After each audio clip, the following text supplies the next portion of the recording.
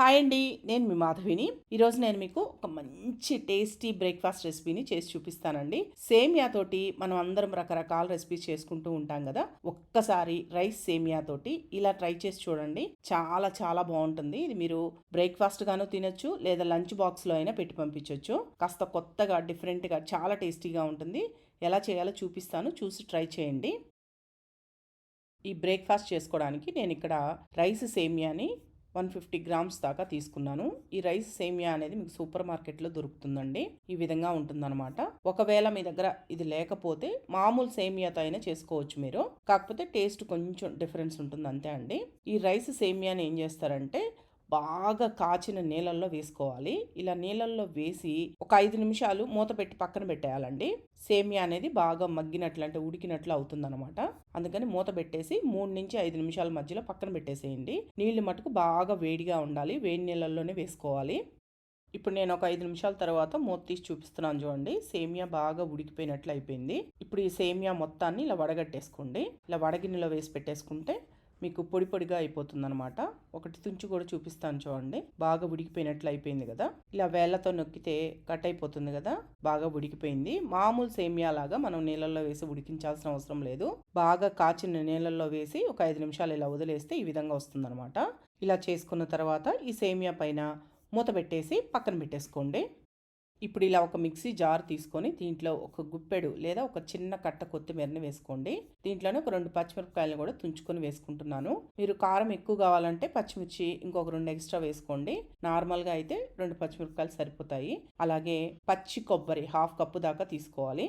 ఇవి 3 కలిపి నేను ఇక్కడ చూపించినట్లు కచ్చాపచ్చాగా గ్రైండ్ చేసి పక్కన పెట్టుకోండి. ఇప్పుడు బాండిల్ని వేడి చేసి దీంట్లో ఒక 2 టేబుల్ స్పూన్ల దాకా ఆయిల్ వేసుకోవాలి. ఈ ఆయిల్ కాగిన తర్వాత దీంట్లో ఒక టేబుల్ స్పూన్ దాకా పోపు దినుసులు వేసుకొని వేయించుకోండి. ఆవాలు, జీలకర్ర, శనగపప్పు, మినపప్పు అన్ని కలిపి ఒక టేబుల్ స్పూన్ వేసుకున్నాను. ఆవాలు చిటపట్లాడేంత వరకు వేగిన తర్వాత దీంట్లో ఒక 2 టేబుల్ స్పూన్ల దాకా జీడిపప్పు వేసుకొని వేయించుకుంటున్నాను. జీడిపప్పు మీ ఆప్షనల్ అండి. జీడిపప్పు ప్లేస్లో మీరు కావాలంటే పల్లీలైనా వేసుకోవచ్చు, లేదా పల్లీలు జీడిపప్పు కొన్ని వేసుకొని అయినా వేసుకోవచ్చు. అది మీ ఇష్టం అండి. నేనైతే జీడిపప్పు వేసుకొని వేయించుకుంటున్నాను. ఇప్పుడు జీడిపప్పు కూడా వేగిన తర్వాత దీంట్లో పచ్చి బఠానీలు ఒక 1/4 కప్పు దాకా వేసుకున్నానండి. పచ్చి బఠానీ నేను ఇక్కడ ఫ్రోజన్ గ్రీన్ పీస్ తీసుకున్నాను. మీరు మామూలు పచ్చి బఠానీ అయితే ఉడికించుకొని వేసుకోండి. ఈ పచ్చి బఠానీ కూడా లైట్గా వేగాలి. ఇవి వేగేటప్పుడు దీంట్లోనే క్యారెట్ తురుము కూడా ఒక టేబుల్ స్పూన్ దాకా వేసుకోండి. అలాగే ఒక రెమ్మ కరివేపాకు కూడా వేసుకొని వేయించుకోవాలి. ఈ క్యారెట్ తురుము, పచ్చి బఠానీ అనేది బాగా వేయించుకోవాలి ఆయిల్లో. ఈ క్యారెట్ తురుము మీ ఆప్షనల్ అండి. మీకు ఇష్టం ఉంటే వేసుకోండి, వేసుకోకపోయినా పర్వాలేదు. అలాగే ఈ క్యారెట్ తురుము ప్లేస్లో మీరు కావాలి అంటే క్యాప్సికమ్ని చిన్న ముక్కలుగా కట్ చేసి అయినా వేసుకొని వేయించుకోవచ్చు.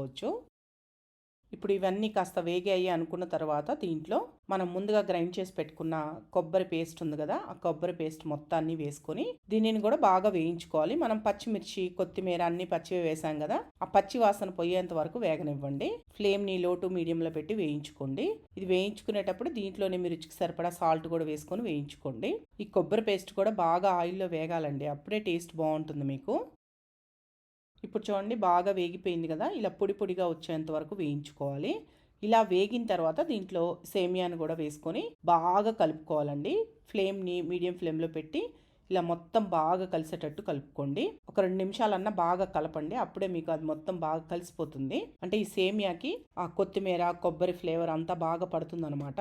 అందుకని బాగా కలిసేటట్టు కలుపుకోవాలి. ఇప్పుడు చూడండి మొత్తం బాగా కలిసిపోయింది కదా.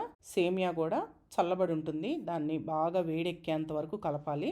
ఇలా కలుపుకున్న తర్వాత స్టవ్ ఆఫ్ చేసేసి మీరు కావాలంటే ఇంకొద్దిగా కొత్తిమీరని సన్నగా కట్ చేసి అయినా వేసుకోవచ్చు. ఆల్రెడీ మనం కొత్తిమీర పేస్ట్ వేస్తున్నాం కాబట్టి నేనైతే ఇంకా కొత్తిమీర వేయడం లేదు.